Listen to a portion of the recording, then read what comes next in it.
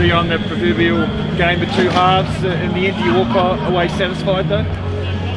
Yeah, we do. I think that second half just showed when we stick to our plan a lot more accurate. The first half we just weren't accurate. You know, we gave away silly penalties, and our set piece was just a moment off, and some of our positional play. You know, we weren't covering their kicking game very well, and then the second half I thought we were right on. You know, we were controlling territory with a smart kicking game, and we were putting pressure on them in our defence as well. So it was a lot better in that second half.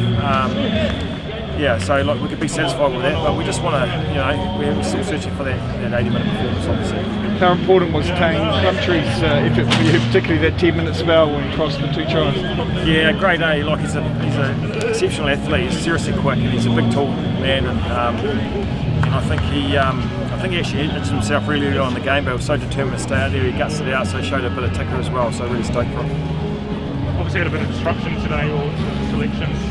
How much do you think that played in the first half, just getting used to those combinations? Yeah, I think it had a part to play. I think, you know, we were shuffling the team around. The guys hadn't really trained in those positions. They made the change. You know, Stevie had no time in the first half this week, and you know, Zahn had limited time at fullback, etc. And so those things don't help. But you know, we have been training together as a squad now. We've been talking about that this will happen. We've been expecting this to happen. So I'd like to click into it a bit earlier than what we did. So it's just going to be the 1 week, 7 absences, the absence of the players that you had to lose tonight, just the 7 days? Yeah. Obviously, they didn't need to recover and come back after their stand down period, and yeah, hopefully we'll bring things to them, and it's hopefully a look. You just have to take it, day by day, with everything going on at the moment? Yeah, I think so. You know, like, you can't fully protect yourself. Our guys go home to their houses with their partners who work or flatmates at work, you know, so you can only do as much as we can, and when we're in our environment we've got control, but once you go home we haven't, so we just you know, it just sneaks in pretty quickly, and when it does it takes off through the environment pretty quickly, so yeah, it was a bit of a awakening for us really. What was said at half time to kind of flip the switch?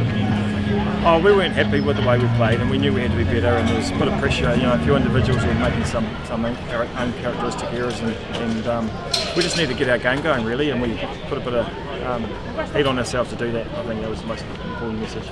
Do you think you spend more time poring over the first 40 or the second 40 in review? Yeah, look, there were things in the first half that we would be happy with. We were winning some good little moments in that first half, and then silly errors were stopping it, and I think in the second half we were able to string some better, you know, more consistent phases and plays together. So look, we'll look at it all. We'll ask the question why we didn't turn up in the first half, and we'll try and find a reason why, and what were the key things for us getting right in the second half, which was pretty obvious, I think. Zahn Sullivan seemed like the glue guy for a lot of your long-range moves in that second half. What impressed you about him? Yeah, I thought Zahn had a very good second half, but we used the ball better. In the first half, we just didn't play with the ball. You know, we were spacing the width, and we didn't go there. And second half, I thought, you know, all our outside backs would get a lot of ball in space, and that's when we're at our best. So, you know, his kicking game was good tonight. I thought he was really good there, and you know, he's a big body, and he was able to break tackles and give us a bit of go forward on the wide edges as well. Teaching moment for Caleb in the 9th minute when he carried it in one hand and lost it. Yeah. And you won't be enjoying that highlight. Yeah, it was a bit of a moment. I think those little things were sort of part and parcel of our first half, really, wasn't it? Sort of summed up in that play. And what did you like about the second 40 in terms of, I guess, your backs being able to really express themselves? Was that behind the forwards? Yeah, of course. I think the set piece was a lot tidier. Like, we were just missing our. There was a lot of decisions at scrum time going both ways. The line-out wasn't quite on. In the second half, I thought we mauled well. We were able to play off the top well, and our scrum was solid, and we were able to play off the back of that and generally get over the gain line. I thought Brycey had a really good game at 12. You know, given that he's moved in this week as well, when we missed the training yesterday, and that didn't help, and so he hasn't had a lot of reps in there as well. So all those sort of things combined probably led to us being a bit clumpy, but I thought generally once we did get our game going in the second half, we were fine. About 10 minutes of bonus right at the end. Does that just speak to the importance that your team knows how tight this competition could be?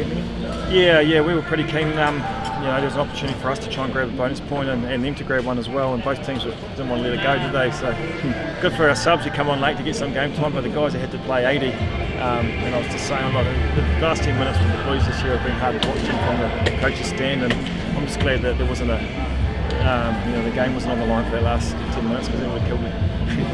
Be hard to leave Tane out now, wouldn't it? A young guy takes his chances. That's what rugby's all about, eh? Yeah, it's ideal, like we've lost Archie and Thompson there, and he'll be waiting to come back, and Tane's put pressure on, real pressure, so that's what we want. And I think the biggest thing is this is going to be a squad competition, there's no doubt about it. Today we pulled in 5 players or whatever it was, and it's going to happen again, and sometimes we might be 15 players down in a week, so having depth in the squad's important, and I think a few guys showed that they're up to it tonight.